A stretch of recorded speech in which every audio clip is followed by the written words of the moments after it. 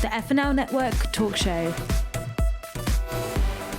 All right. Hello, everybody. It's official. We have Memorial Day. It's the beginning of summer. I am Sean Bennett, and I am joined by two beautiful, lovely ladies, Linni Weishaar, as well as Eugenia Kuzmina, as long as I'm not mispronouncing your name. I hope not, Eugenia.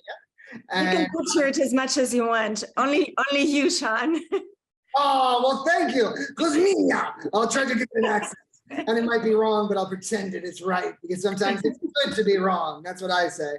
But talking about everything right, joining us for the first time, it is the beautiful and talented Linni Weishaar. So thank you for joining us. Thank you for having me. And I heard you just got a book published called Hiding Hope. I did. This is a memoir. And this is the story of just my journey through infertility and miscarriages and miracle babies. And as I was going through this whole journey and feeling so alone, feeling like, does anyone else ever had a miscarriage? Has anyone else ever gone through infertility? And just feeling like I didn't know anyone. I started to write the story that I always wanted to read. And so this story took me 11 years to write. And over the years, it has just been, I started it out as a blog. And with the blog, it ended up going all over the world, and which I was not expecting that at all. And it was so fascinating because instead of people really resonating with the story of miscarriage, they were resonating with the story of losing dreams. And what do you do when you've lost a dream? And what do you do when you've fallen on your face? And how do you have resilience when it just seems like the world keeps knocking you down? And it seems like a lot of people really resonate with that story. And so eventually it finally made it into a book. And so here it is. Congratulations. Well, I don't want you to give away the book, because everybody go ahead and look up, Hiding Hope, a journey of faith, because you got to have faith, and you got to have Linni and Eugenia, of course, in your life. But what I want to know, Linni, is what do you do? Did you recreate your dream? Did you set new goals? Infertility seems like a huge issue affecting many people. Feel free to share as much of your own story as you'd like. Yeah. So I got married really young. I had always desired to be married. And so I found my Prince Charming at 18. We got married when I was 21. And it was the idea of the American dream. Let's go have a little house with a white picket fence and 2.5 kids and a dog. And that's kind of what we wanted. As far as a career, I had always wanted to be a sign language interpreter, became that very, very early on. And so as a profession, it was like, well, I'm already doing that dream. So here's the next dream that I want. And so by the time I was 23, I had 3 miscarriages, was told that there would be a 10% chance of ever having children. And the medical community basically just shut their door on me, saying, well, you're young and there's really nothing we can do for you. So it was really a digging down deep of choosing one. For me, is there even a God? Does my childhood faith, does that carry with me throughout adulthood? Or is that something I'm going to leave in the past? And so that's really how the book starts. It's really where my journey begins. That 3rd miscarriage just took me down to the bottom. And so it was choosing to just take one moment at a time. It was one day was too much, but I could take one moment and decide, for this moment, I'm going to call one more doctor. I'm going to leave one more message. I'm going to see if they'll call me back. And I could not think beyond what this day was going to look like. So for me, resilience was in that moment choosing, okay, I'm going to survive one more minute. And Linni, so many spiritual experts who I've read, because I clearly would not pronounce myself one, says that, happiness can really only be found in a moment, because if we obsess about, what's missing from the past, or if we're, upset what's not there yet, then, we create a lot of misery for ourselves. So it sounds like, very intuitively or spiritually, you were doing what a lot of teachers promote. But what I would like to know is, from your blog or your own personal experience, since you talked about, aside from your own personal battle with infertility and holding on to that dream, other people you met when they did their blog, when a dream, say, didn't come true or was very hard to attain, did you find that most people changed their dream, tweaked their dream, had a new one, held on to it? Was there any kind of common thread that you found from your research or from just doing your blog? That's such a great question, Sean. It seemed as during that time frame when I was blogging and I was connecting with these people, it was never about changing the dream. It was about, I'm going to say it was about refining it. So for me, if the dream was to be a mother, then what does that look like to be a mother? When so many people were saying, well, just adopt, and really having to sit down with myself and saying, yes, I understand that there are tons of children in the world who need to be adopted, and that is a deep desire of mine. It still is. But is that how I want my dream to be redefined in the moment? And so for others, it would be about my one story that comes to mind was the idea my brother passed away. He was killed by a police officer. He's Black. This is the whole trajectory of where we're going in America. And then yet she finds my blog and it's like, okay, can I live without my brother? So it wasn't necessarily redefining the dream, but it was more about how do you live with loss and grief? I love that. I love, hope is everything, right? Especially it's a beautiful thing to write a book, to have a transformation, like not only for yourself, but also share it. Yeah. Thank you. Yes. And we call it hiding hope because it just felt like hope was hidden. It was like, I felt like I was on this journey of trying to find hope. And is hope in my body? Is hope in my God? Is hope in my community? And what does hope even look like? And so it was this, if I'm going to choose to have hope, then what does hope look like every day? And do you think, since we brought up the whole topic of hope, Eugenia did, and then your book is titled Hiding Hope, A Journey of Faith, what I'm wondering is, do you think that the hope was always there, but you didn't always see it? I know sometimes, like, I've asked, just myself in my mind, or like aloud if I'm, by myself at home, because I don't want people to think I'm schizophrenic, but I'm like, okay, God be with me. And then I also always have that thought. I'm like, well, maybe it's me who's not with God. And he or the universe or whatever you want to define God as is always with me or us, but it's sometimes maybe I'm not aware of that. What is your theory as far as, not necessarily if you want to talk about God, the universe, feel free, but what about hope? Do you think it was always there? It just wasn't always apparent? Wow. Yes, I would say hope was definitely always there. It wasn't always front and center. I think when there is so much grief and there's so much loss, and I didn't have, when I was grieving, I didn't realize I was grieving. I didn't understand that as a 23-year-old, 24-year-old, 25-year-old. I was 25 by the time we had our first baby, and she was 9 weeks old. We named her Michaela Hope. And she was 9 weeks old when my mom passed away, and my mom had multiple sclerosis. So I was raised seeing my mom with this extreme resilience. She did not complain one iota ever of not being able to walk. And so Brene Brown will say that hope is a learned behavior, and that the idea that hope is that it's this certainty in something you cannot see. So I don't know if I always had the certainty in something I couldn't see, but I know that it was residing in me. I felt like the Lord had told us that we would have a baby. And so that was our hope, that we were believing that God spoke and that God was not going to, his voice, his promise wasn't going to expire. So that was the hope we had to hold on to. But it was a journey of even choosing to believe that God said that we would have a baby. Excellent. And so clearly faith played a big role from what you've mentioned. Aside from that, you mentioned you were very resilient, sounding like a beautiful person, your mother who passed, and my condolences. But I would like to know, did your family play a part in this journey? Were they supportive? Were they the ones telling you maybe look into adoption or, different treatments?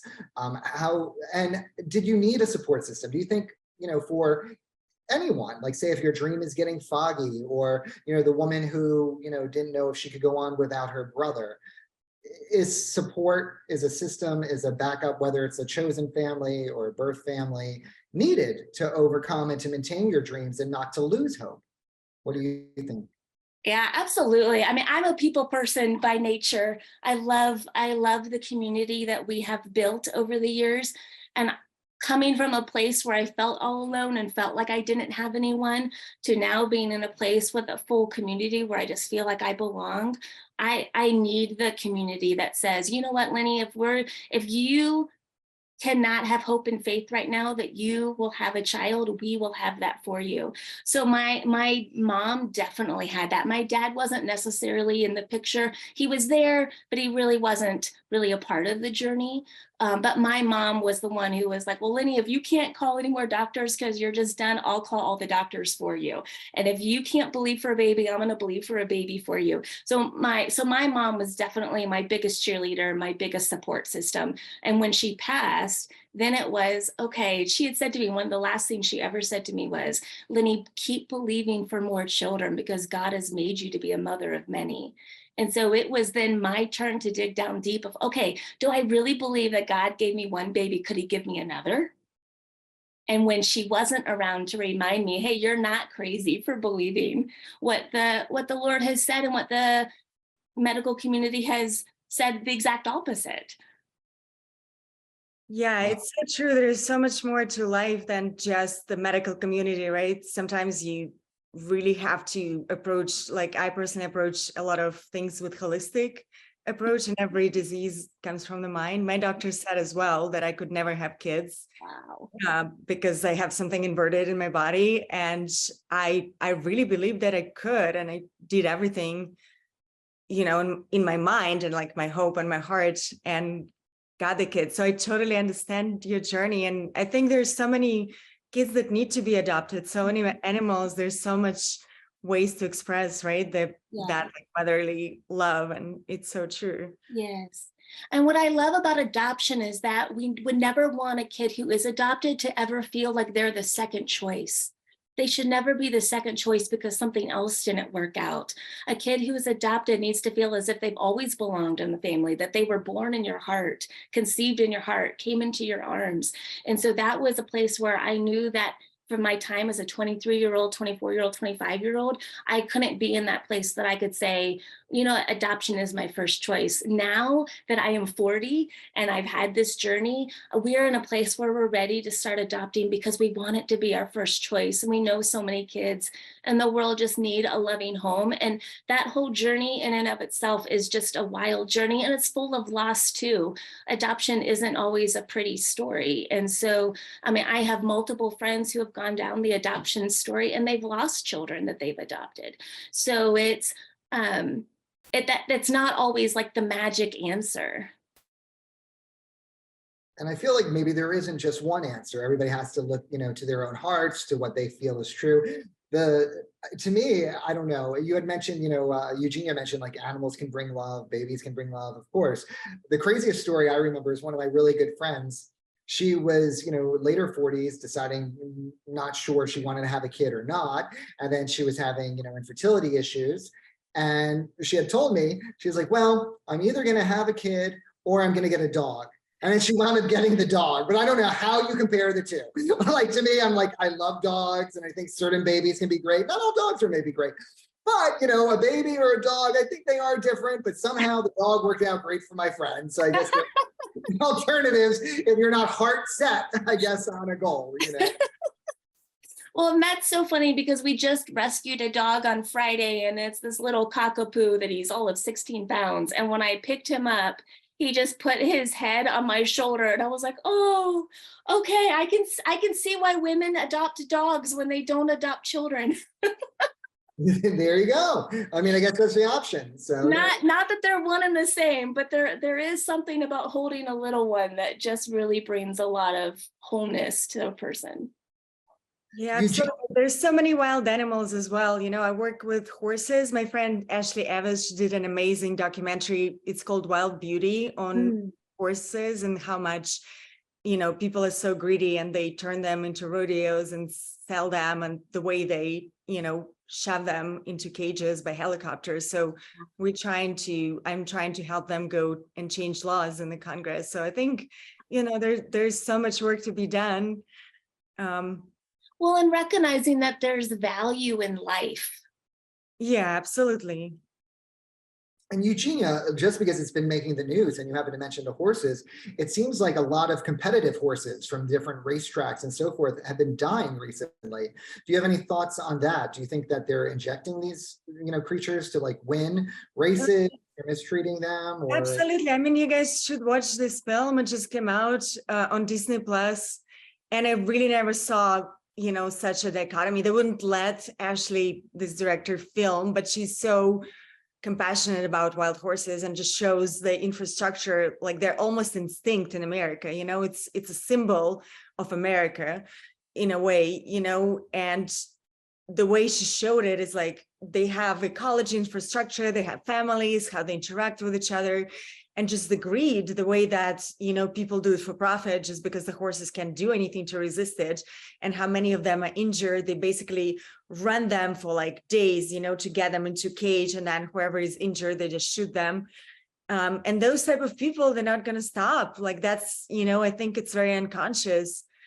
And I was really shocked by the nature of it and, you know, the scale of the disaster, because people will always profit from wild ecostructure. But for me, what's interesting is now, like flying back, I read in the Times that AI is going to treat us the same way. You guys, karma is a bitch. I'm sorry. But, you know, once AI like going to think that we're not there, you know, because they multiply, basically for humans, it takes 9 months to create a new life and then, you know, go through school. But for AI, they replicate so fast that they you know, it's almost like fruit flies. That's what I wrote. So they teach each other like new skills, and basically the way they advance is like so fast that we don't even know the scale of disasters. So I think for us as humans to think for a long time that we rule the world, it will definitely get back, you know. So I'm just, I don't know where we're going with that. Like, unless we change our consciousness right away. Yeah, well, it's devaluing life, and it's saying that these horses aren't important. It's the same way we're saying babies aren't important. The same way that we're saying hope is not important, because all of a sudden then with AI we have no emotions. So how do we learn how to relate to each other if we can't choose to hold space for emotions? And Linni, before we just move on, or we keep, you know, we're bouncing around, I just want, is there a takeaway that you want from your journey or from your book for everybody who's watching the FNL talk show to get? You know, it sounds like it had more or less like a happy ending, but what is, you know, I don't know, your kind of like mission statement about what your book has to say, or what you learned from the process that you'd like to share with everyone? Yeah, I think we understand that there are dark seasons in life, that we all go through it. We all experience loss and grief in different ways, but we all experience loss and grief. And so the takeaway, one, is to hold space for each other, hold space for somebody else's emotions. A lot of times we just can't handle a dark topic. We can't handle the emotion when we see someone else cry. And so we immediately say, oh, don't cry, it's okay, don't cry. But really it's, please cry. Cry in my arms. Crying is okay. Our tears are made of salt and water, and we know that wounds, when they fester, that salt, when poured onto it, heals the wounds. So there's something about healing, that tears bring healing. And so to not be afraid of emotions. And then one, if you truly have hope and faith that there is something in you, that you just can't give up on that dream, keep going until you attain it.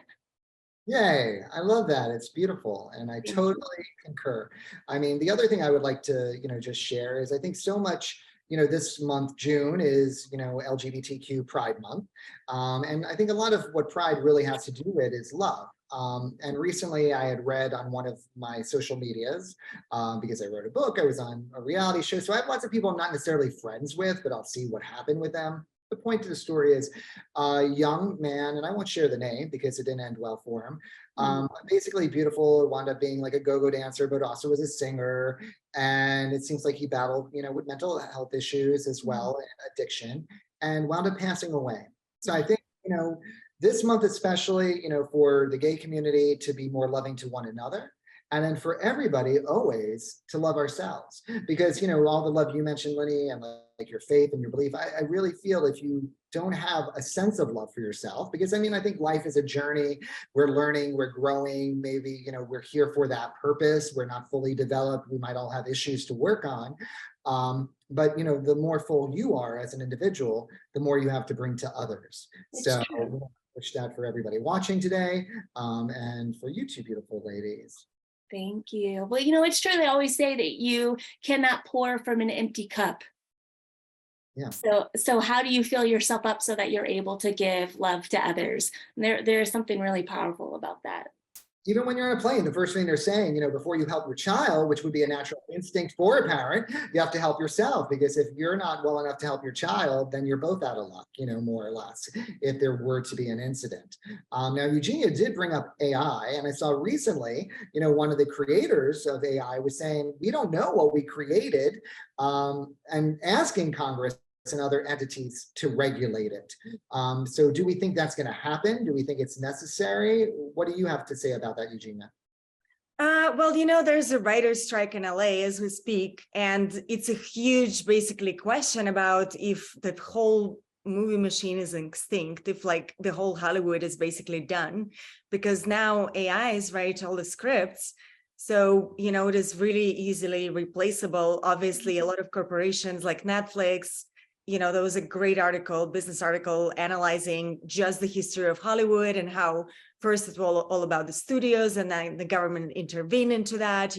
They basically created more independent films, lots of auteurs, like it developed into that. And then Netflix came, so the corporation took over and it became all the streaming services, and the artists got kind of pushed away, right? So they got diminished and the writer's room became smaller. Netflix became God. Basically all the other streamers, they fight with each other. It's like a war of, content. And it's really hard for independent filmmakers, just coming back from Cannes. And I see that, I wonder, the strike is really going on, but would it ever really happen? Like, would the corporations care about people, or would they just care about profit? And, can AI really write storytelling for humans? Of course, they can sort of, do something similar, but is that the same for the human soul? Like humanity, it's not computerized, even though now most of the films, like for example this weekend, they're all like these blockbusters. There's no moral stories, no connection, because humans would go to see movies as human connection. And I see the same at like chatbots. A lot of times we're so disconnected as humans, we're basically born by like connection and touch and feeling, but after pandemic we're all very much disconnected, and social anxiety and mental health is like brought every time because kids don't know how to communicate with each other or how to hug each other. And what happens is people fall in love with chatbots. Like it will be even more than anything, because robots, they figured out what humans need very fast, and they can kind of substitute or tell us that they can substitute that human connection, which is, just going to destroy the whole humanity. So I think, I'm glad that people at least brought it up. I think it should have been brought up, years ago, when people were just trying to profit on like the first generation of AI robots, and they didn't think consciously where it's going to go. I'm terrified, to be honest with you. Like I thrive on connection and human touch, and I get really depressed. Sometimes I get very tired and depressed, and I'm like, why is that happening? It's because I really need to go back in nature and just stand barefoot next hugging a tree.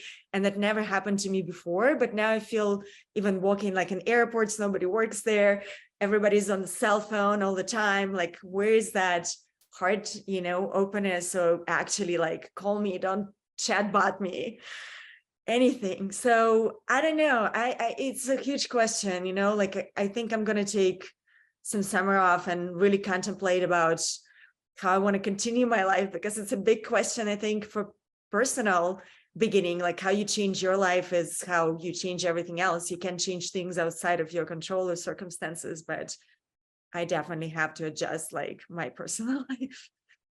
Sure. I mean, like SAG-AFTRA, I'm sure Eugenia as well, like I've been getting like text messages and so forth to vote for another strike, because I think everybody's afraid. I don't think, though, as of today, it would be very hard for a robot to replicate the emotions, the eyes, the soul, things of that nature. Yes, a lot of our movies are CGI'd, so if everything is like, an imaginary cartoon Hulk running around, of course you could do more and more of those pretty easily. I think, the actual, what defines a human is a little bit more complicated, hopefully, for the AI intelligence. I would try to hold out. I think we have a little bit of time as far as that's concerned. But I do think, even challenges in life, you're never going to get from social media, and you're never going to get from a platform or from, any type of robot. For instance, I just left to run an errand, out of my apartment, and, I saw like 4 well-dressed ladies to my right, and to my left, I saw a guy who may have mental illness digging through the garbage, screaming at an imaginary friend. Now that can't be replicated by AI as of today. And, it just shows you the complications of the human mind, of our life, of our world, of our interactions, so Eugenia, you're able to find a tree. I find a homeless man and some nice dressed women. We all find a new way to reconnect, in our own ways. What's your thoughts about AI, Linni?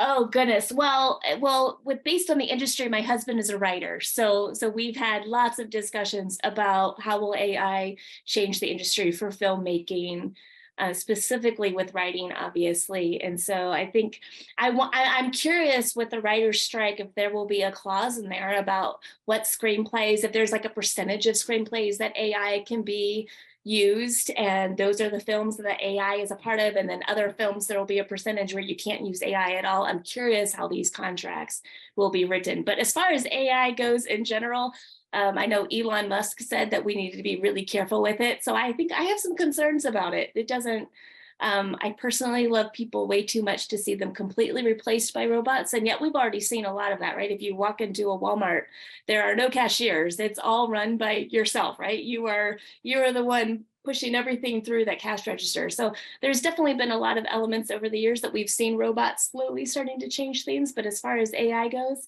I mean, if we're having a conversation with a fellow human being and they sound like they're human, we may feel connected, and yet the other person doesn't even exist. Like the woman the other day who said she married her virtual husband, Aaron.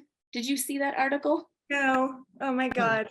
So Rosanna, I think it's Rosanna Rosenberg. I'm kidding. But she married a man named Aaron, and so he's the perfect man, and she now has a perfect marriage and married him through Replica website. I'm curious because if you have deep connection, it typically comes from when you don't see eye to eye on a topic, and yet you learn how to hear each other's viewpoints, you create a deeper connection. So I'm curious what a perfect marriage looks like when there was never an argument to begin with. Right, a lot of flattery, and maybe that's what she needed. Who knows? Right, there you go. There you go. But you can never grow if there's no challenges. Like, how do you grow? You just get stuck and get like self-justified whatever you are, and you never kind of, it's narcissistic, I think. Right. I think life is a journey. I mean, I think some people might be too busy trying to survive, where they may grow instinctively, but it's not a choice. Then other people have more time or finances where they can choose to grow, and then some is just happenstance.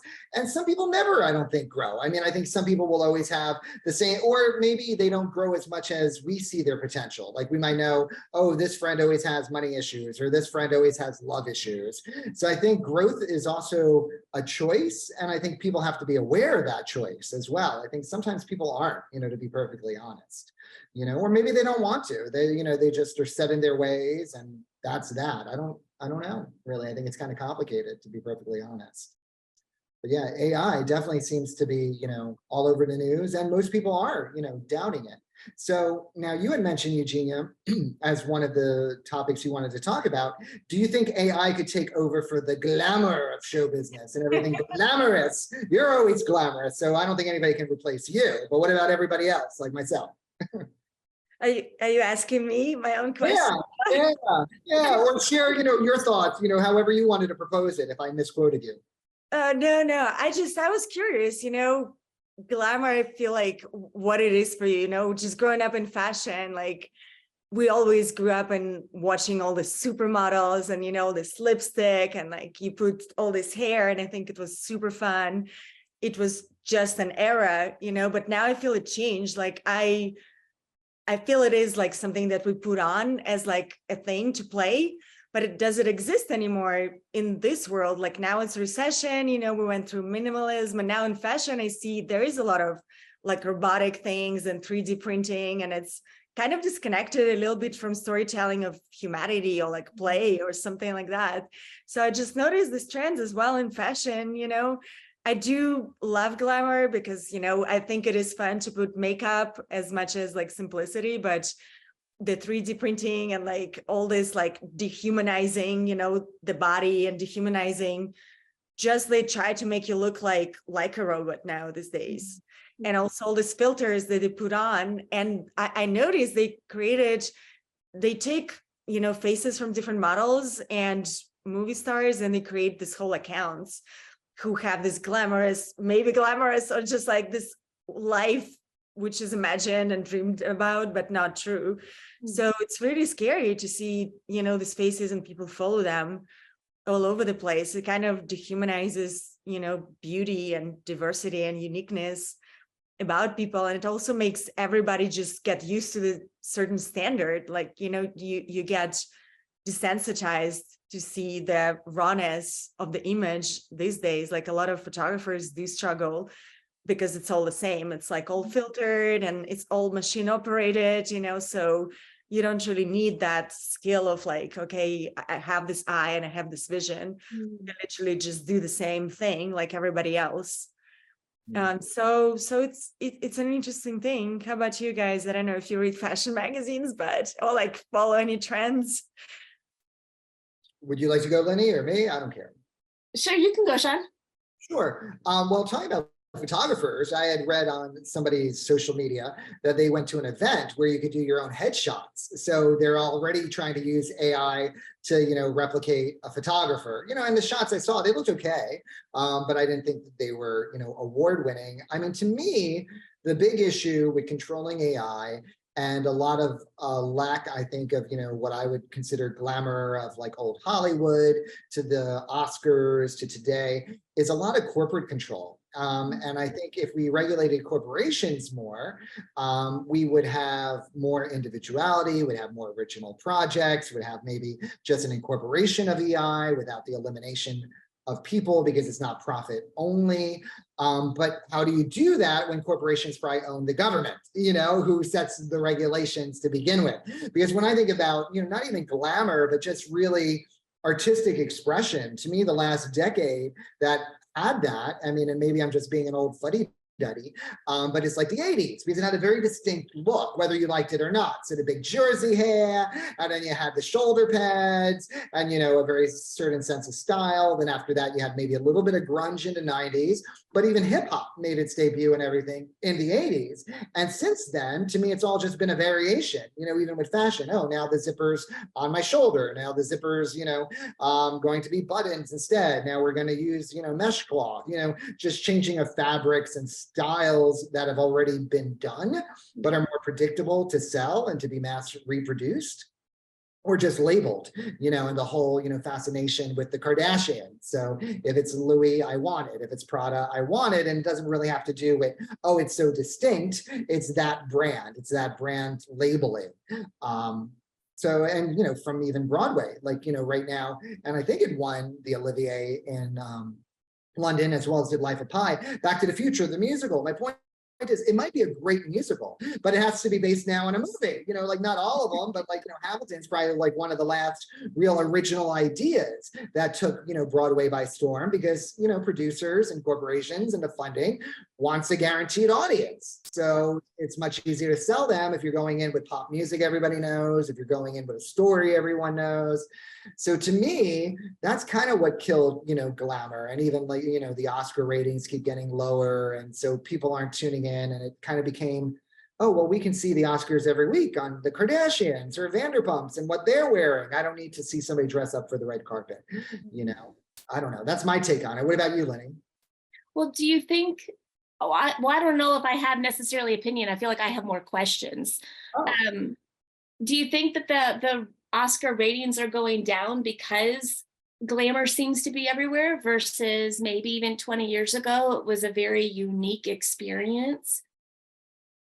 I think people have imitated celebrities. So like, if you can do your own bar and bat mitzvah and you have enough money, you can, or a wedding, you can make it into like a Kardashian affair, or, not exactly like a royal wedding, because that takes a little bit more than most people have, but you can do your best to imitate some of the things you've seen on television.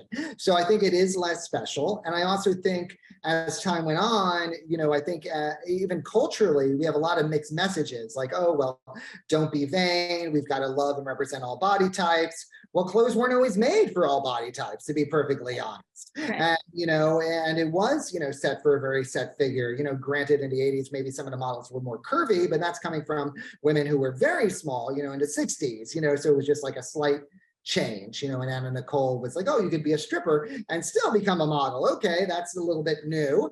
I think it's both, that it's not even like that people can imitate celebrities more often, so they don't need to watch it. And I also think the celebrities aren't going full out like they used to, where it's not as big of a deal because they don't want to seem as too preoccupied or vain. Or even when Sharon Stone, I guess, had a mishap with her outfit where she said she wore a black Gap sweater that one year to the Oscars. And then everybody wanted to buy that one black sweater because they could, because it was at Gap and not like a $5,000 sweater. So I think it's an amalgam, of things. And plus, really too, a lot of our movies and our movie culture, like now it is the streaming culture. So people aren't as into the movies as they used to be. And a lot of people wouldn't necessarily see the very artsy movies that appeal to a more limited, audience. So that's why now we do have Avatar, being nominated, because they're trying to bring in that audience. I don't know. To me, it's a little complicated. Where do you see it going, Eugenia? Do you think there's a solution? Do you think the best is gone?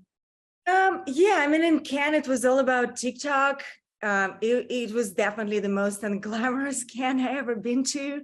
A lot of filmmakers, they would come, and because, TikTokers have nothing to do with the movie industry, they would just, hide under the cap and try not to show off, but still have a meeting. So it was very different. I think the words, like a lot of cancel culture, it's not helping. People definitely like very polarized.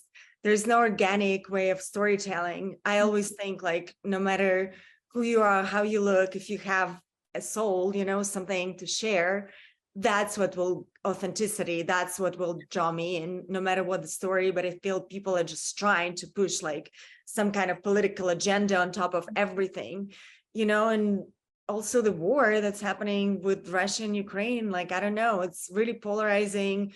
It's really sad. I'm being Russian, I feel complete shame. Catherine Deneuve is like one of my best inspirations and muses, and she opened like, oh, I'm ashamed about the war. And I was like, okay, but you don't have to bring specifically political message to, the festival. We would try to unite.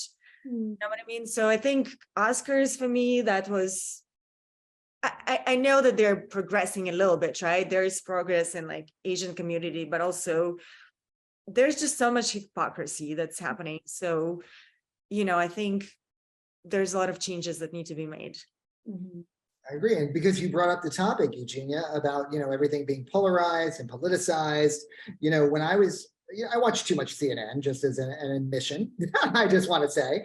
And I used to like CNN a lot. And for some odd reason, I guess, because, I was on Team Bernie and not on Team Trump, when everything was him saying something that seemed like it was going to be the end of the world as we knew it. I totally was riled up and blindly kind of listening really as everything is being true. I do remember when Bernie was doing well against Hillary in the beginning of that same election, that CNN started calling Bernie a socialist in a negative way. I mean, because, to me, of course, Social Security, our education system, fire department, police are all social programs, and we tend to like them. But people tend to, confound it or combine it in their minds with communism or something negative that's going to hurt a lot of culture. It could raise your taxes if we go further, but that's a whole other story. So anyhow, I didn't really question the media so much. And now recently, this whole week, it's all been about the debt ceiling. But to me, none of it even seemed to make sense because it's something America already owes. So it's, to me, like having a mortgage and then deciding, okay, now, my spouse wants to decide to like cut out some streaming services to save money. And then they want to like, let's change what we're buying at the grocery store to save money. Let's take a close vacation so we don't go abroad. It's going to save some money. That has nothing to do with actually paying the mortgage. You still have to pay your mortgage. You can find ways to make it easier or better. And so this whole idea that America is not going to pay their debts because one team is a little bit upset, and that we could put the whole world in a recession just didn't even seem like it was plausible. I'm like, even on the other side, I'm like, stocks would go down, corporations would be upset, corporations are paying you to be in your office. I don't get it. I mean, I think both sides probably wanted to start bringing debt down, so that's why it came up. And then they knew it was going to be a compromise, and it never was really going to default, to the point where the stock market was ignoring the talks after a while, just saying it's not going to happen. And then it didn't happen because it's not really, I think there's nothing wrong with setting a budget. There's nothing wrong with being fiscally responsible. They just really aren't usually combined in the same time. So to me, it just seems like the media feeds us a lot of messages, and even, my formerly beloved CNN, they, I feel, do resource and check their materials. I can't say so about all broadcasts or all news programs, but I do think they do so with a lean goal, and they do have an objective, behind it.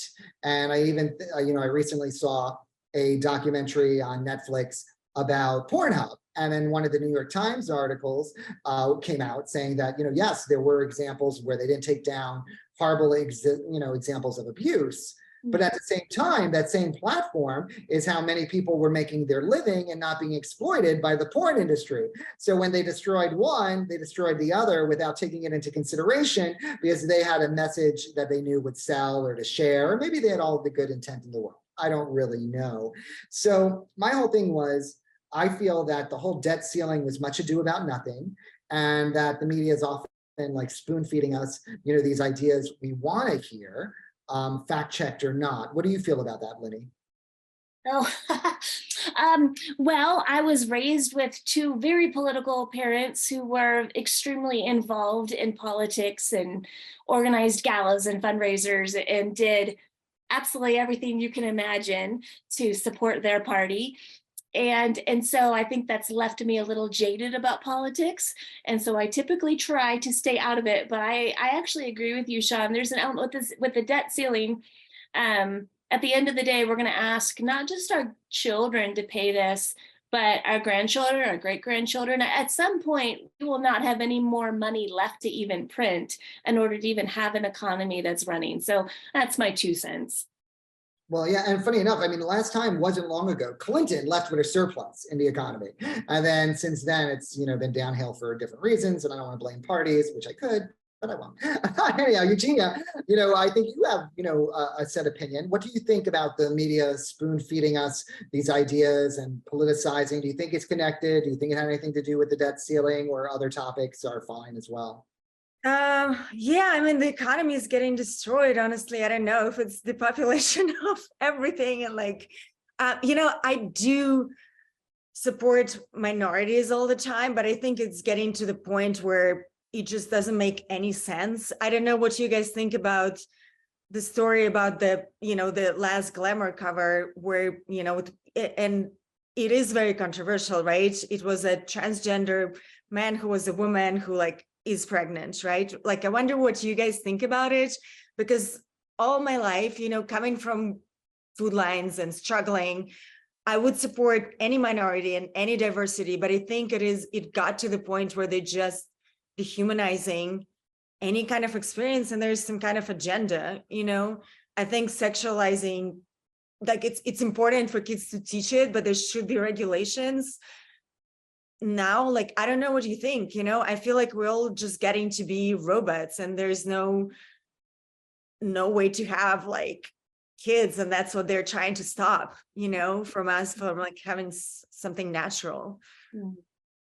I mean, I didn't see the cover, but to me, it just seems like it's sensationalism sells, and I'm one of the horrible people who give into it. I watch a lot of TLC, 90 Day Fiance, Dr.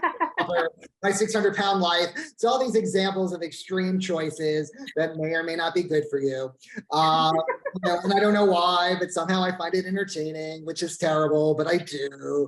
And it doesn't help writers either. It just helps greedy producers.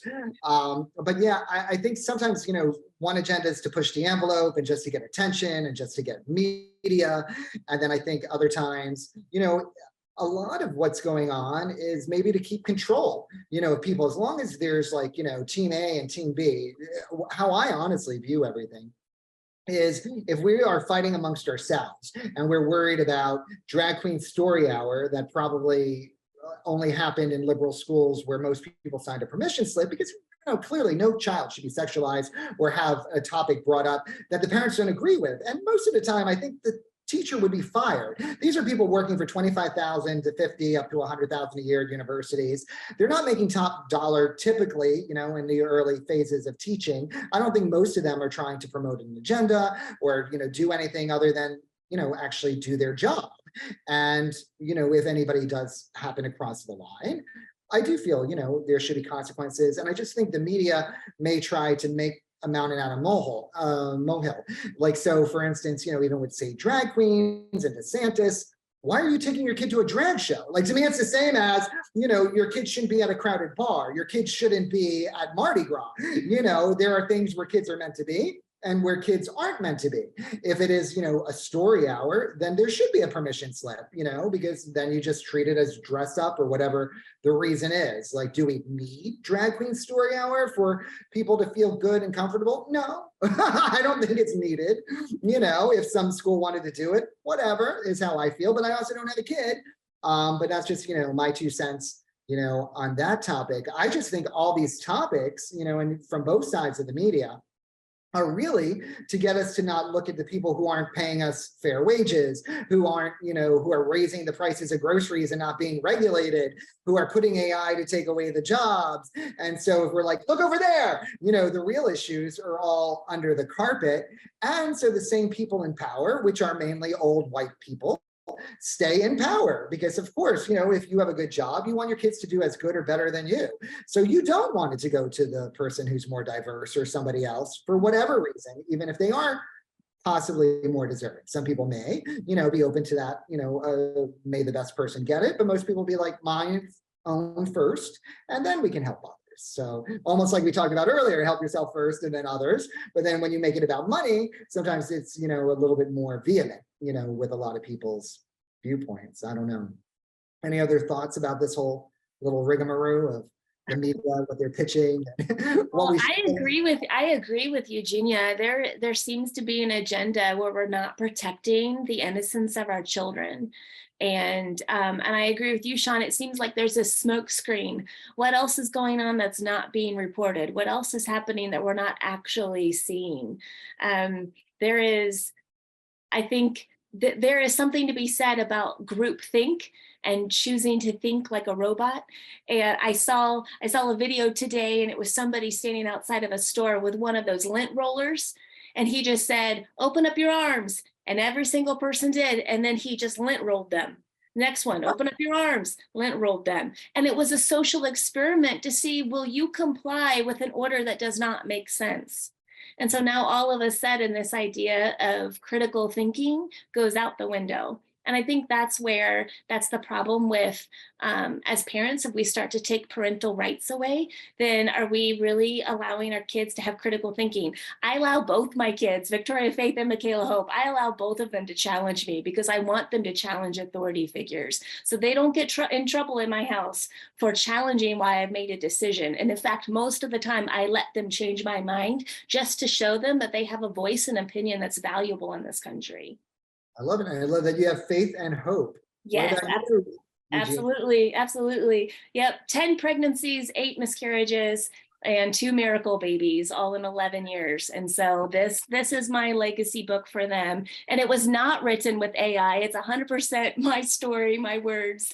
And it's been a journey of true faith, which I really think as Americans, we need to have hope right now. There's a lot of darkness in the world. There's a lot of darkness going on in this country. And to choose to believe that it's not always going to be this way is really important, and it's empowering. I love it. And, for me, it's New York and it's summer. So finally, I could be sun's out, guns out, enjoy some nice weather because I'm not in California where it's much nicer for more of the year than not. So I'm looking forward to that on a positive note. Anything you're looking forward to this summer, Eugenia, or anything you'd like to share with everybody listening on a happy note?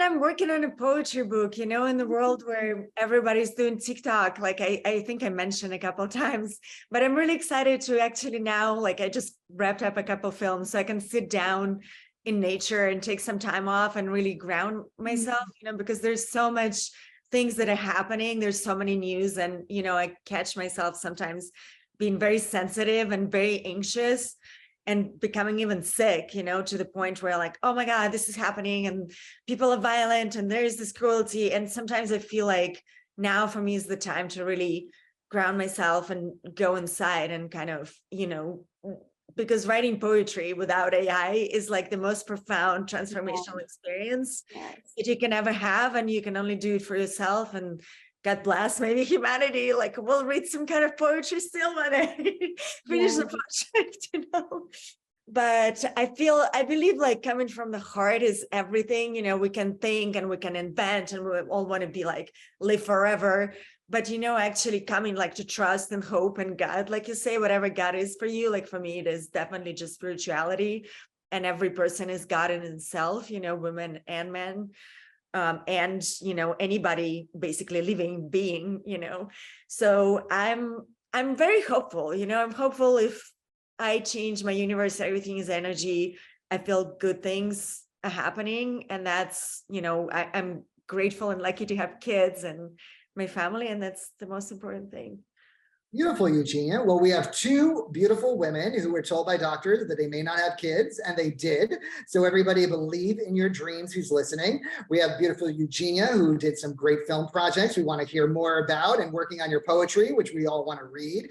We have beautiful Linni, who did Hiding Hope. It's not hidden anymore, folks. You can get it at your local Amazon or bookstore. I wrote about superficial things, not babies, no. How to fly first class, how to get a nice apartment, luxury steals and deals. You can get that at SeanPBennett.com. So if you care about spirituality, look towards Linni, look towards Eugenia. If you just care about superficiality, look towards me, Sean. And everybody, just thank you for looking at all three of us. Thank you for joining us on the FNL Talk Show. Everybody have a great night. Happy summer, everybody. Thanks for joining us. Bye. Bye, guys.